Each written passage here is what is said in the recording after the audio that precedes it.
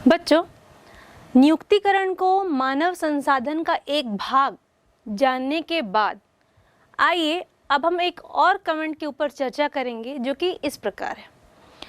इस कमेंट के अनुसार नियुक्तिकरण रेखा के साथ साथ स्टाफ क्रिया के रूप में है, अर्थात इंग्लिश में हम इसे कह सकते हैं staffing as line as well as staff activity.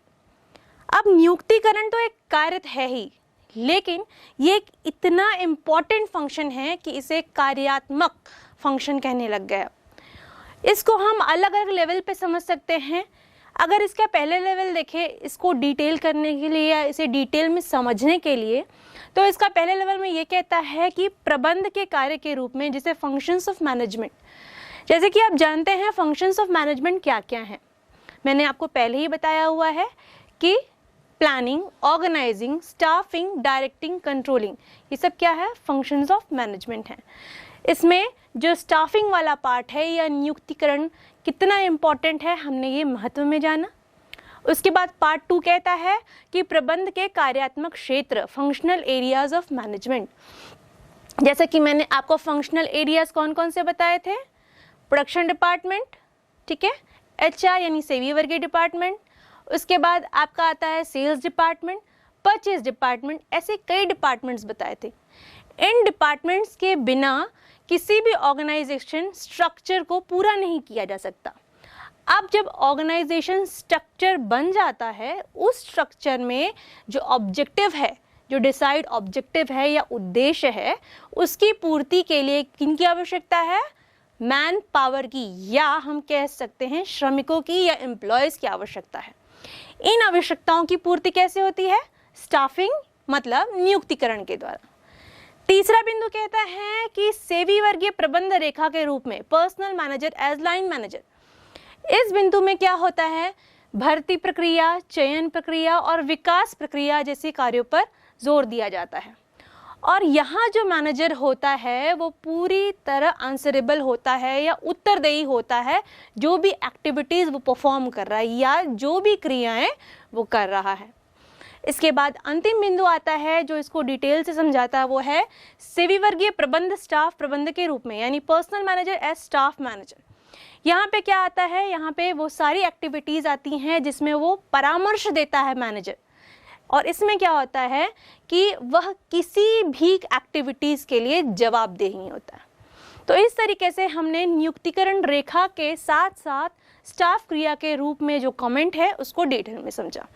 आइए अब इसके बाद एक इम्पॉर्टेंट टॉपिक डिस्कस करेंगे जो कि अक्सर आपको आपके एग्जाम्स में पूछा जाता है, और वो टॉपिक है कि what is the process of staffing, या जो नियुक्तिकरण है उसकी प्रक्रिया क्या है। तो नियुक्तिकरण की प्रक्रिया को हम स्टेप बाय स्टेप एक एक करके समझते हैं। इसकी पहली प्रक्रिया इस प्रकार है। प्रक्रिया का स्टेप 1 इस तरह है कि वह कहता है मानव शक्ति आवश्यकताओं का आकलन, यानी estimating the man power requirement.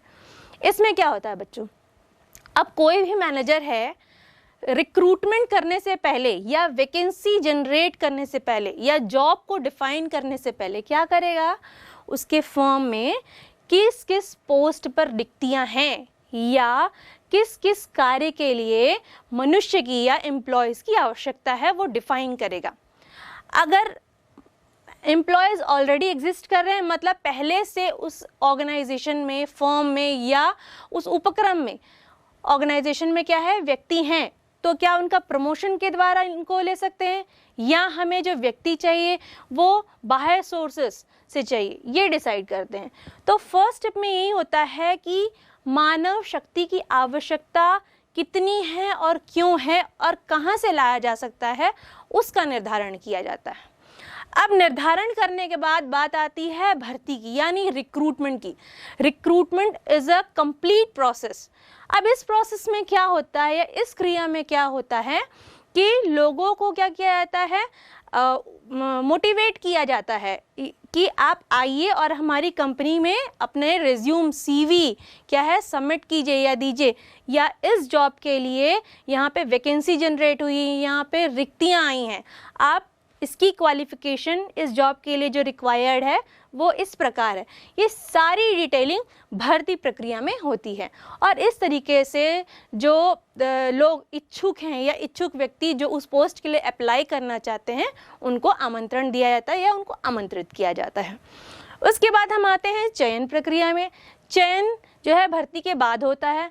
यहाँ पे क्या होता है, आमंत्रित व्यक्तियों के जो रिज्यूम्स आते हैं उनकी सॉर्टिंग होती है, मतलब उनमें से उनका चुनाव होता है। चुनाव होने पर क्या होता है, वहाँ पे उनके अलग अलग लेवल पे इंटरव्यूज़ कंडक्ट किए जाते हैं। समटाइम्स ग्रुप डिस्कशन जैसी प्रक्रिया भी यहाँ पे अपनाई जाती है और पर्सनल इंटरव्यू तो होता ही है। तो यहाँ चयन प्रक्रिया में इस तरीके से जो है किसी एम्प्लॉय का या ग्रुप ऑफ एम्प्लॉयज़ का क्या होता है, सिलेक्शन होता है।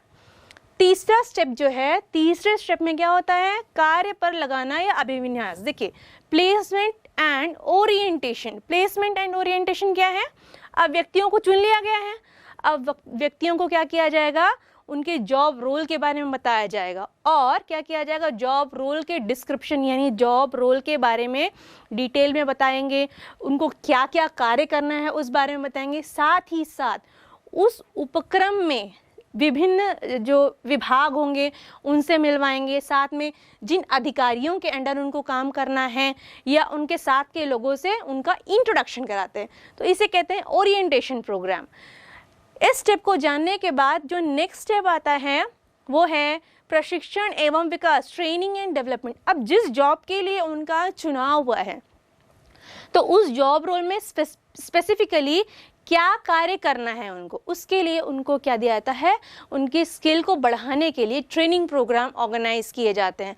उस ट्रेनिंग प्रोग्राम में क्या होता है, जो जॉब है उससे ही रिलेटेड क्या होते हैं, उनको ट्रेनिंग दी जाती है, जिससे कि वह व्यक्ति या वो ग्रुप ऑफ पीपल या वो लोगों का समूह जो नियुक्त किया गया है या जिनका चयन हुआ है वो उनमें वो स्किल डेवलप हो सके कि वो अपनी जॉब को अच्छी तरीके से समझें और अपने जॉब को अच्छी तरीके से करें।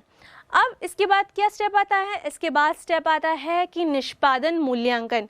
अब ट्रेनिंग एंड डेवलपमेंट हो गया, सबको जॉब समझ में आ गया, सब अपना कार्य कर रहे हैं। अब ये जो परफॉर्मेंस अप्रेजल वाली बात आती है ये कुछ समय के बाद आती है उपक्रम में। सबको अपना काम आ गया, सब अपना काम व्यवस्थित रूप से करने लग गए। अब मूल्यांकन कब होता है, वार्षिक स्तर पर या अर्धवार्षिक स्तर पर किया जाता है, ताकि ये अप्रेजल इसलिए किए जाते हैं कि जो काम व्यक्ति कर रहे हैं या जो एम्प्लॉयज़ जिस काम को कर रहे हैं वो उनका जो वर्किंग पैटर्न है या उनका कार्य करने का तरीका है सही है कि नहीं, और जो ऑब्जेक्टिव उनको दिया गया है वो अपने कार्य करने के तरीके से उस ऑब्जेक्टिव को पा सकते हैं या नहीं। तो इसलिए यहाँ पे परफॉर्मेंस अप्रेजल वाली एक्टिविटी या क्रिया की जाती है।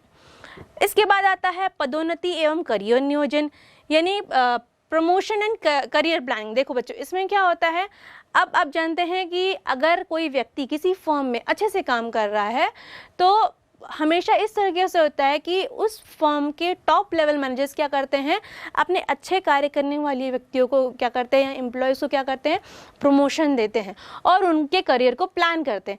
अब क्यों करते हैं, क्योंकि वो व्यक्ति और क्या होगा, अभी प्रेरित होगा, मोटिवेट होगा और इससे क्या करेगा, वो पूरे समर्पण भाव से अपने ऑर्गेनाइजेशन या उपक्रम के लिए काम करेगा। तो यहाँ पे ये स्टेप फॉलो होता है।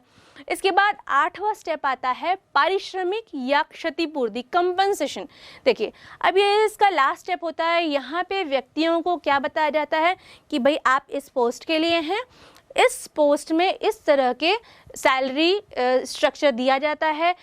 इस सैलरी स्ट्रक्चर के अलावा कंपनसेशन एक्टिविटीज़ भी दी जाती हैं, मेडिकल की फैसिलिटीज़, बीमा की फैसिलिटीज़, ये अलग अलग फैसिलिटीज़ इंक्लूड की गई हैं। इस पॉइंट को यानी 8th पॉइंट को, जो कंपनसेशन वाला पार्ट है, उसको 2 भागों में बांटा जाता है। पहला भाग है प्रत्यक्ष वित्तीय भुगतान, इसमें डायरेक्ट वेतन दे दिया जाता है, बोनस दे दिया जाता है, इस तरह के कार्य होते हैं। इसे 2 भागों में और बांटते हैं, एक समय पर आधारित और एक निष्पादन पर आधारित। कार्य के निष्पादन पर आधारित। समय पर आधारित क्या होता है कि जैसे मंथली सैलरी मिलती है, वेतन मिलता है, उसमें समय पर आधारित हो जाएगा, या दिवाली में बोनस दिया जाता है उसको समय पर आधारित के उदाहरण से समझ सकते हैं। और निष्पादन पर, कार्य के निष्पादन पर आधारित हम समझ सकते हैं, मान लीजिए कोई प्रोजेक्ट दिया गया है, उस प्रोजेक्ट के कंप्लीशन के बाद वो जो पूरा पैसा दिया जाएगा वो होगा उसका उदाहरण। मान लीजिए किसी कॉन्ट्रैक्टर को एक बिल्डिंग बनाने का कॉन्ट्रैक्ट दिया गया है। अब वो बिल्डिंग जब कॉन्ट्रैक्टर पूरी तरीके से बना लेगा और वो क्या करेगा, उसके मालिक को हैंड ओवर करेगा, तो वहाँ पे कार्य के निष्पादन पर आधारित जो वेतनमान है वो दिया जाएगा। इसे इस अच्छे से उदाहरण से समझा जा सकता है। इसके बाद आता है अप्रत्यक्ष भुगतान। यहाँ पे बीमा दिया जाता है, मेडिकल की सुविधा दी जाती है और ऐसी कई सुविधाएं हैं जो इनको दी जाती है। तो बच्चों, इस तरीके से हमने जो नियोजन की प्रक्रिया को डिटेल में समझा। बच्चों, नियुक्तिकरण के कॉन्सेप्ट, उसकी मीनिंग, उसके कैरेक्टरिस्टिक्स, उसके प्रोसेस को जानने के बाद आइए हम उसके कुछ एलिमेंट्स यानी नियुक्तिकरण के तत्वों को जानते हैं। इसके तत्व कुछ इस प्रकार हैं। पहला तत्व है भर्ती, दूसरा है चयन और तीसरा है प्रशिक्षण। इन तीनों तत्वों की डिटेल स्टडी हम एक एक करके करेंगे। आइए हम शुरू करते हैं भर्ती से। भर्ती, इसकी मीनिंग समझते हैं। सबसे पहले क्या होता है भर्ती, क्या है? यह वह प्रक्रिया है जिसमें क्या किया जाता है, लोगों को, इच्छुक लोगों को आमंत्रित किया जाता है। इनको क्या किया जाता है, इनको जॉब के बारे में बताया जाता है कि जॉब किस तरह की है, जॉब के लिए क्या क्वालिफिकेशंस रिक्वायर्ड है, कितना एक्सपीरियंस रिक्वायर्ड है और यह भर्ती कितने समय से कितने समय तक चालू रहेगी। ये सारी डिटेल्स भर्ती की जब प्रक्रिया शुरू होती है उसमें दी जाती है। तो अब इससे क्लियर है कि यह एक पॉजिटिव प्रक्रिया है। अब बच्चों, भर्ती की मीनिंग यानी उसके आशय को समझने के बाद आइए हम उसके डेफिनेशंस को समझते हैं। उसकी एक डेफिनेशन कुछ इस प्रकार है। ये जो डेफिनेशन आप देख रहे हैं ये सर एडविन बी फ्लिपो ने दी हुई हैं। इनके अनुसार श्रमिकों की भर्ती का अभिप्राय भविष्य के लिए कर्मचारियों की खोज करना और उन्हें रिक्त स्थानों के लिए आवेदन पत्र देने के लिए प्रेरणा देने से है। तो बच्चों, जिस तरीके से मैंने मीनिंग में आपको भर्ती का डिटेल कॉन्सेप्ट समझाया, वही चीज़ परिभाषा में भी आपको क्लियर है। अब कॉन्सेप्ट और परिभाषा दोनों को जानने के बाद आइए हम कर्मचारी भर्ती प्रक्रिया को समझेंगे कि ये कैसे होती है। इसका पहला स्टेप है कर्मचारियों की मांग।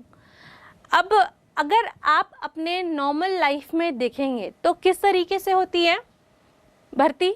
आप देखते हैं कि एडवर्टीजमेंट निकलता है, या आजकल आप लोग देखते हैं कि जो लोग चाहते हैं कि उनको जॉब लगे वो लोग क्या करते हैं, अपने अपडेटेड रिज्यूमे या सीवी इंडीड, naukri.com, jobalert.com जैसे साइट्स पे डाल के रखते हैं। ये लोग क्या करते हैं, जब फर्म्स के द्वारा रिक्वायरमेंट जनरेट होती है क्या करते हैं, उनकी क्वालिफिकेशन के बेस्ड पे उनको वो रेज्यूम्स या सीवी हैंड ओवर करते हैं। फिर कंपनी की तरफ से उन व्यक्तियों को क्या आता है, कॉल आता है या मेल आता है कि आप लोग इस चयन परीक्षा में या भर्ती के लिए आप आ सकते हैं, आप इस पोस्ट के लिए क्वालिफाइड हैं।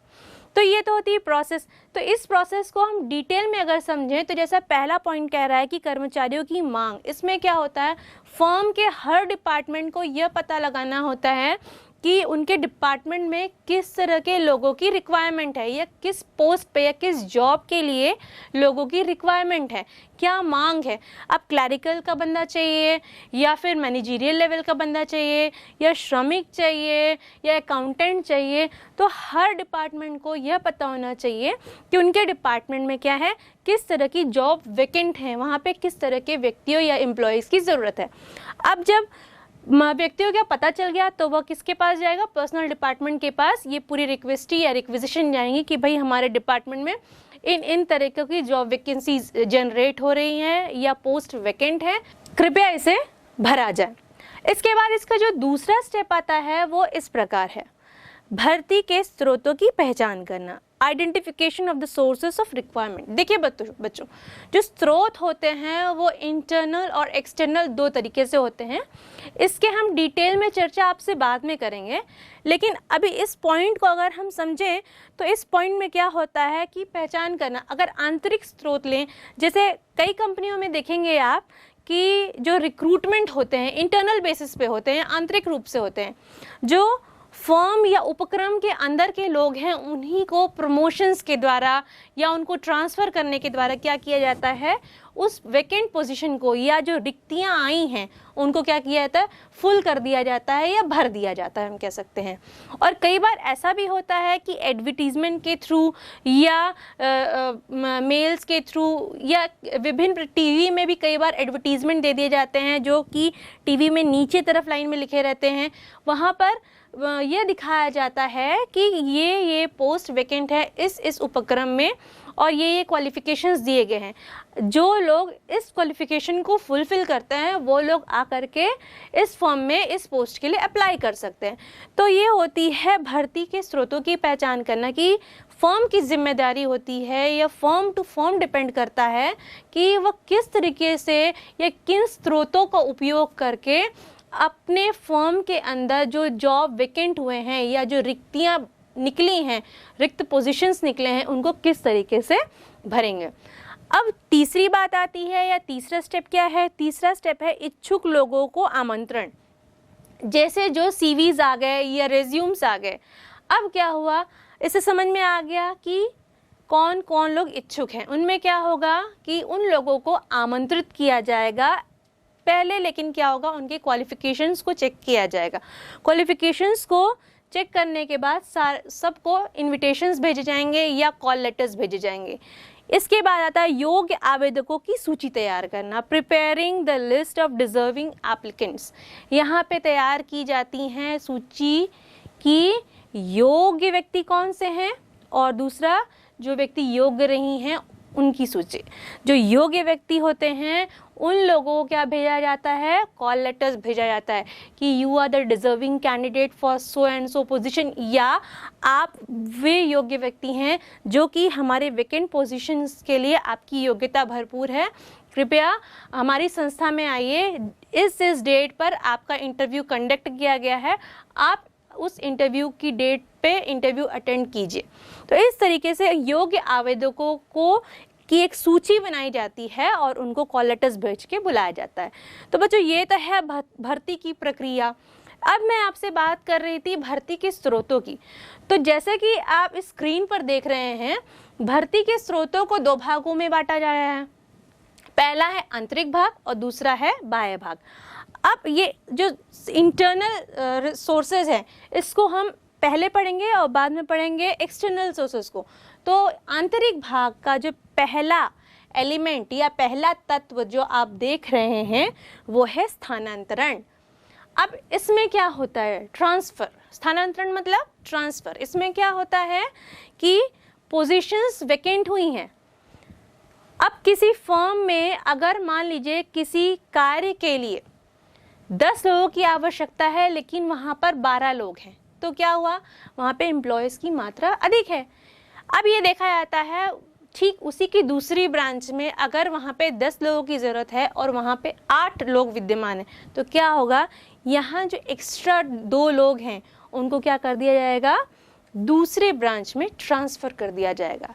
तो क्या हुआ, फर्म की एक ब्रांच से दूसरे ब्रांच में उसी व्यक्ति का ट्रांसफ़र हुआ। मतलब ये इंटरनल हुआ, बाहर से किसी भी व्यक्ति को नहीं बुलाया गया, इंटरनल बेसिस पे क्या हुआ, उनका ट्रांसफ़र हो गया और उस पोस्ट के लिए या उस वैकेंट पोजीशन के लिए उनको एलिजिबल बना दिया गया और उनको वो जॉब हैंड ओवर कर दिया गया या उनको वो कार्य दे दिया गया या सौंप दिया गया कि आप इस कार्य को करिए। अब जो दूसरा बिंदु आता है इसमें या दूसरा तत्व है वो इस प्रकार है।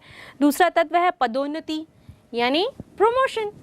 अब जब व्यक्ति कार्य करते हैं किसी फर्म में तो क्या होता है, अगर उनको उनके कार्य को अच्छा करने के बाद उनको यह पता है कि उनको प्रमोशन मिलेगा, मतलब अगर वो अधिकारी क्लरिकल है उसके बाद वो बी ग्रेड क्लरिकल है पोजीशन पे है, उसका जो प्रमोशन है वो ए ग्रेड क्लरिकल में हो जाएगा, तो वो क्लर्क क्या करेगा, बहुत अच्छे लेवल तरीके से काम करेगा और वह चाहेगा कि उसके कार्य से प्रभावित होकर के इन फ्यूचर उनको क्या मिले, प्रमोशन मिले, मतलब उससे ऊंची वाली पोस्ट मिले। तो क्या हुआ, ये फर्म के अंदर ही क्या हुआ, उस वैकेंट जॉब के लिए प्रमोशन दिया गया। तो ये दूसरा आंतरिक स्रोत हुआ।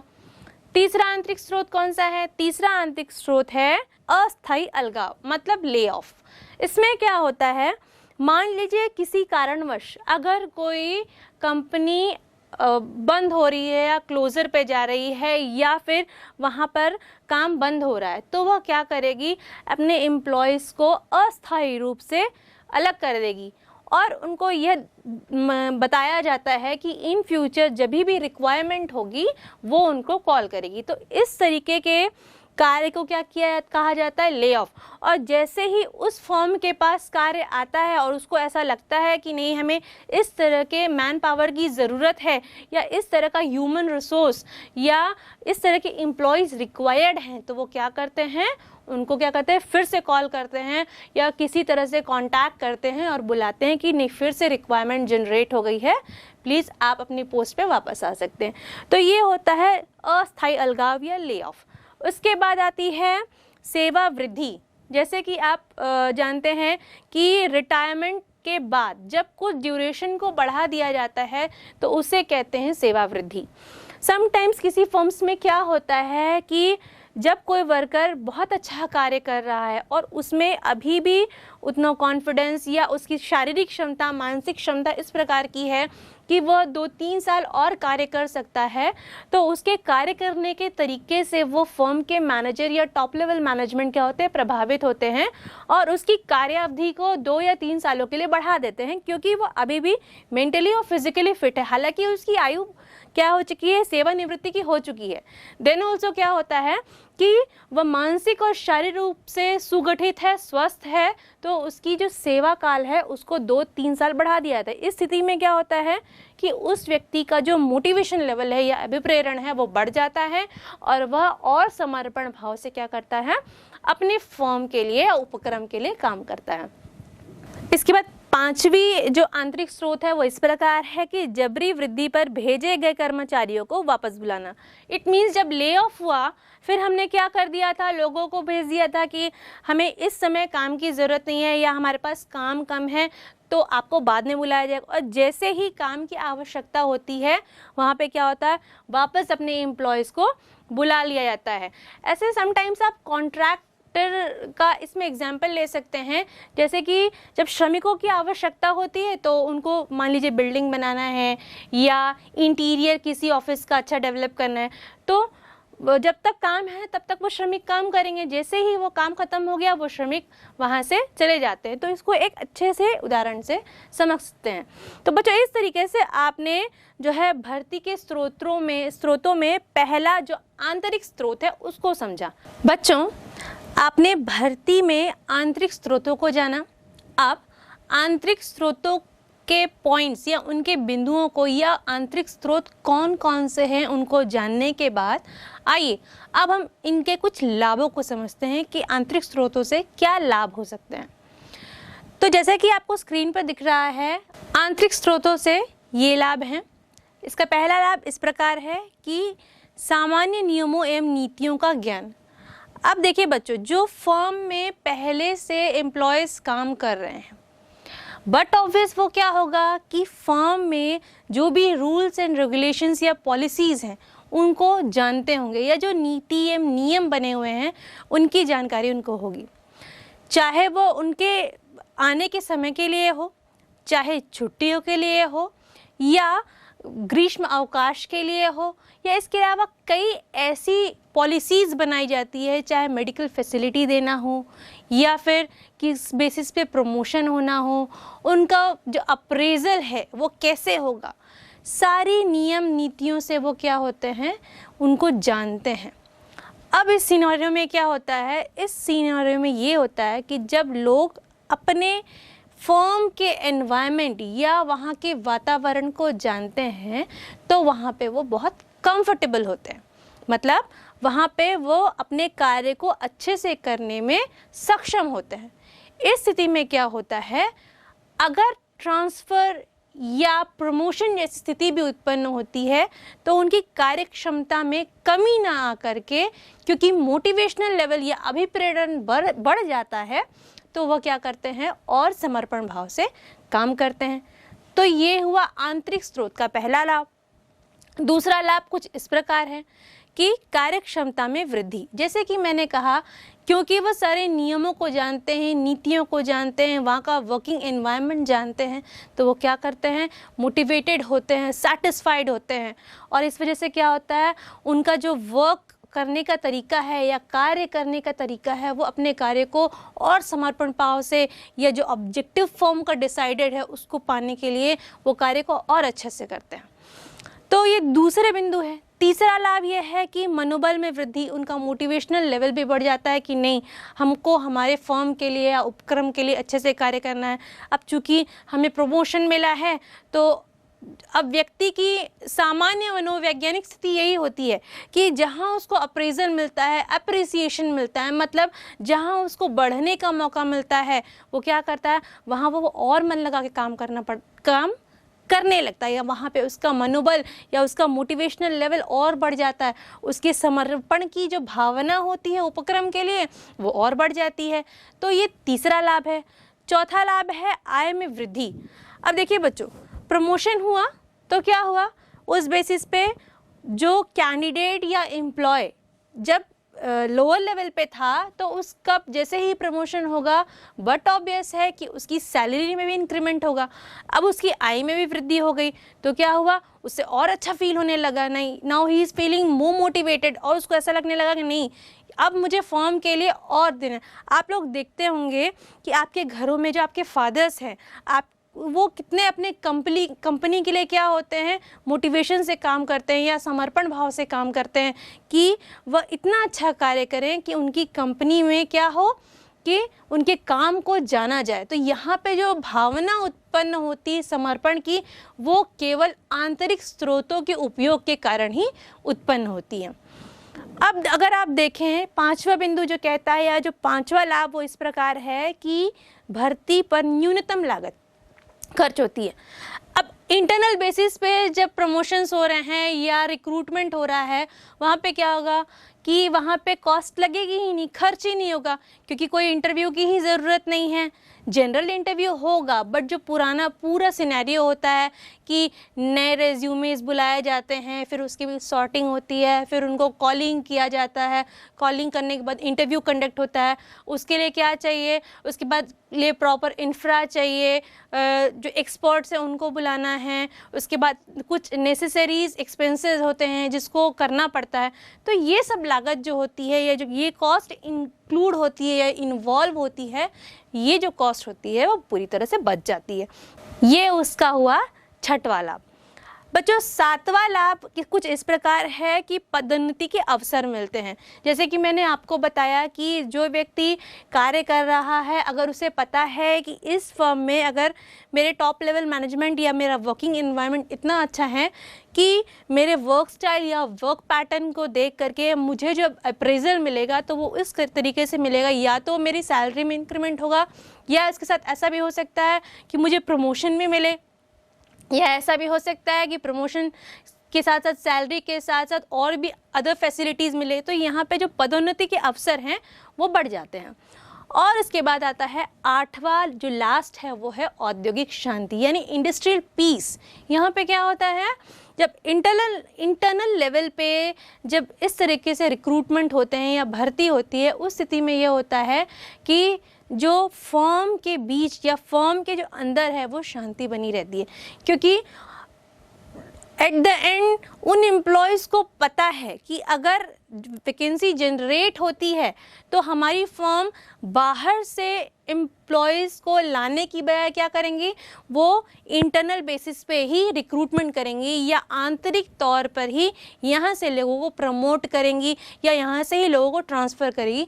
इस फॉर्म के अंदर बाहर से व्यक्ति नहीं आएंगे, तो उस तरीके से वो क्या होते हैं, सेटिस्फाइड फील करते हैं और अपने आप को उस जॉब के लिए या उस जॉब को खुद के लिए परफेक्ट समझने लगते हैं। तो यहाँ पे आप इंटरनल या इंडस्ट्रियल पीस को समझ सकते हैं।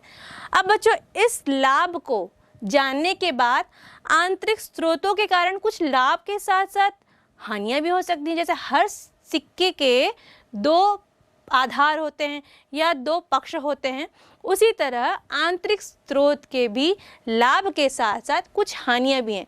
आइए हम उन हानियों को जानते हैं। उसकी पहली हानि है सीमित चुनाव। जैसे कि मैंने कहा कि इंटरनल सोर्सेस से ले लेना, मतलब जो रिसोर्सेस, ह्यूमन रिसोर्सेस, मानव संसाधन अवेलेबल है, पहले से एग्जिस्ट है उस वातावरण में या उस फर्म में, उन्हीं में से चुनना है। अब क्या हो सकता है, टेक्नोलॉजी चेंज हुई, ऐसी स्थितियां भी उत्पन्न हो सकती हैं कि जो लोग ऑलरेडी एग्जिस्ट कर रहे हैं, नई टेक्नोलॉजी का ज्ञान नहीं है उनको, तो इस स्थिति में क्या होगा, चुनाव सीमित हो जाता है या उनको चेंज कैसे करें, अब ये समस्या होती है। तो ये पहला सीमित चुनाव, इसका पहला जो है पहली सीमा हो जाती है। दूसरी सीमा क्या है, नई प्रतिभाओं के प्रवेश पर रोक। क्योंकि इंटरनल सोर्सेस से ही रिक्रूटमेंट होने हैं, तो फर्म की एक पॉलिसी बन गई है कि बाहर से नहीं लेना है। वहाँ पे टेक्निकल चेंजेस आ रहे हैं, सोशल चेंजेस आ रहे हैं, बिजनेस का एनवायरनमेंट चेंज हो रहा है, तो बहुत सारे चेंजेस और आ रहे हैं। तो वहाँ पे लेकिन स्थिति अभी भी सेम बनी हुई है कि क्या है, बाहर से नहीं लेना है। अब बाहर से जब व्यक्तियों को या ह्यूमन रिसोर्स को नहीं लिया जाएगा, तो जो प्रतिभा है, वो नई प्रतिभा उस फॉर्म के अंदर आएंगी ही नहीं जो कि उन नए चेंजेस को जानती होंगी। तो ये उसकी एक दूसरी जो कह सकते हैं लिमिटेशन या सीमा मान सकते हैं हम। तीसरी सीमा है प्रतिस्पर्धा की कमी। अब लोग पूरी तरीके से जानते हैं, समझते हैं कि जो इस फॉर्म में होना है वो हमारे द्वारा है, तो वो क्या होते हैं, ना कुछ सीखने की कोशिश करते हैं, ना कुछ नया जानने की कोशिश करते हैं, क्योंकि उनमें क्या होता है, कंपटीशन की भावना ख़त्म हो जाती है। जब कंपटीशन की भावना ख़त्म हो जाती है, उस स्थिति में मनुष्य क्या होता है, ये सामान्य मनोवैज्ञानिक स्थिति है कि वो निष्क्रिय हो जाता है। वो जैसा है, ढर्रा चल रहा है, वो वैसे ही काम करेगा। वो अपने आप को चेंज करने की कोशिश नहीं करता, वो लर्न करने की कोशिश नहीं करता, चाहे वो टेक्नोलॉजिकल चेंज हो या बिजनेस एनवायरनमेंट में चेंज हो। तो यहाँ पे जो कंपटीशन होता है वो कम हो जाता है इस स्थिति में। चौथा जो सीमा है वो कुछ इस प्रकार है कि नए संगठनों के लिए उपलब्ध न होना। अब जो पुराने संगठन होते हैं उसी में जो आंतरिक सोर्सों से या आंतरिक स्रोतों से रिक्रूटमेंट किए जाते थे या भर्ती की जाती थी, वो स्थितियाँ उत्पन्न होती हैं। लेकिन नए संगठन समय के साथ चेंज हो रहे हैं और वो इंटरनल सोर्सेस के साथ साथ एक्सटर्नल सोर्सेस का भी यूज़ करते हैं as per the change in the environment. या हम कह सकते हैं जैसे ही वातावरण में चेंजेस आते हैं, नए टेक्नोलॉजी हो या व्यावसायिक वातावरण में चेंज हो, जैसी रिक्वायरमेंट है उस तरीके से भर्ती की जाती है। उसके बाद आता है पांचवी कमी या पांचवी सीमा, वो इस प्रकार है कि कर्मचारियों का सुस्त होना। अब क्योंकि कर्मचारी जान गए हैं कि हमें जब तक रिटायर नहीं होना है या हमारे रिटायरमेंट तक हम इस फर्म में सुरक्षित हैं, हमारी जॉब को कोई प्रॉब्लम नहीं है या हमें जॉब से कोई नहीं निकालेगा, तो वहाँ क्या हो जाते हैं, वो सुस्त हो जाते हैं। वहाँ ना उनमें कुछ इनोवेटिवनेस बचती है, कुछ नया करने की इच्छा बचती है, ना लोगों से आगे बढ़ने की इच्छा बचती है, ना कुछ लर्न या कुछ नया सीखने की इच्छा बचती है। तो वहाँ पे वो क्या हो जाते हैं, कर्मचारी सुस्त हो जाते हैं। ये इसकी जो पांचवी सीमा या फिफ्थ लिमिटेशन है। इसके बाद आता है सिक्स्थ, कम उत्पादकता। इट इज़ ऑब्वियस कि जहाँ पे लोग सुस्त हो जाएंगे, जहाँ पे लोग कंपटीशन फेस नहीं करेंगे, जहाँ पे लोग रिजिड हो जाएंगे, वो क्या करेंगे, बिजनेस एनवायरनमेंट में जो चेंजेस हैं उसको मैच नहीं कर पाएंगे। और जैसे ही वो फर्म बिजनेस एनवायरनमेंट के चेंजेस को मैच नहीं करेगी, उसका प्रोडक्टिविटी क्या हो जाएगा, लो हो जाएगा, जो कि इसका सिक्स्थ पॉइंट है कि उत्पादकता में कमी आ जाएगी। और ये थी इसकी सिक्स्थ लिमिटेशन। सेवेंथ लिमिटेशन कुछ इस प्रकार है, पक्षपात या पार्शियलिटी। आप पक्षपात बहुत ही कॉमन वर्ड है, आप अच्छे से जानते होंगे, आपने चाहे स्कूलों में अनुभव किया होगा, अनुभव किया होगा, ऐसा होता है ये मैं नहीं कह रही हूँ। या अपने घर में भी आप सोचते होंगे कि मम्मी जो है छोटे भाई को ज़्यादा प्यार करती है, उसको ज़्यादा चॉकलेट्स देती है, मुझे नहीं देती। ये पक्षपात का एग्जाम्पल दे रही हूँ मैं, ऐसा होता है मैं ये नहीं कह रही।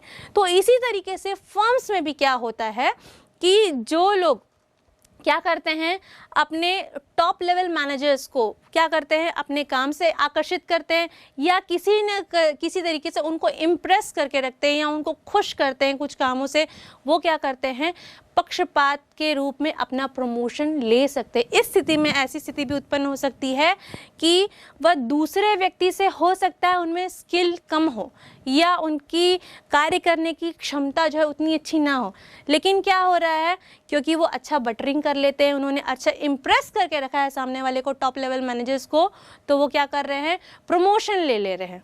तो यहाँ पे पक्षपात या पार्शियलिटी वाली भावना या लिमिटेशन काम करती है।